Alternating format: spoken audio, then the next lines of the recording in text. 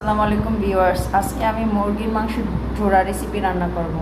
এখানে আমি মুরগির বুকের পিস নিয়েছি, এখন এটা সিদ্ধ করে নেব। সিদ্ধ বসিয়ে দিয়েছি, এখন পরিমাণ মতো লবণ দিয়ে দিব। এখানে পেঁয়াজ কেটে নিয়েছি আর নিয়েছি রসুন, কাঁচামরিচ আর শুকনো মরিচ। তো কীভাবে রান্না করি তোমরা দেখতে থাকো। আমার মাংস সিদ্ধ হয়ে গেছে, এখন আমি ঠান্ডা করে হাত দিয়ে মাংসটা ছিঁড়ে নিব। এখানে আমি মাংস হাত দিয়ে ছিঁড়ে নিয়েছি, এখন রান্না করব। পরিমাণ মতো তেল দিয়ে দিব। তেলটা একটু বেশি লাগে জোড়া মাংসের মধ্যে, কারণ ভাজা ভাজা হবে তো, তাই আমি পরিমাণে একটু বেশি দিয়ে দিচ্ছি।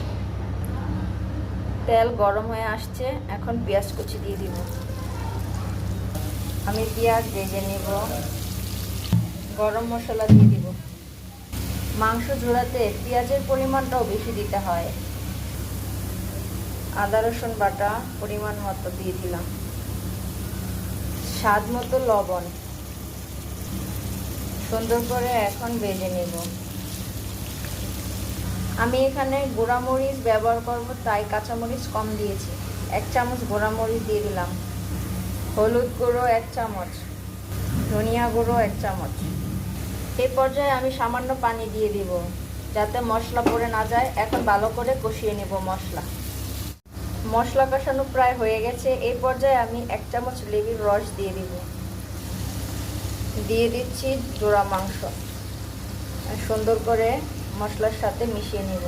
মশলার সাথে সুন্দর করে মিশিয়ে নিয়েছি। এই পর্যায়ে আমি চুলার আঁচটা মিডিয়ামে রাখছি, এখন ঢেকে দিব। এই পর্যায়ে দিয়ে দিব সামান্য পানি।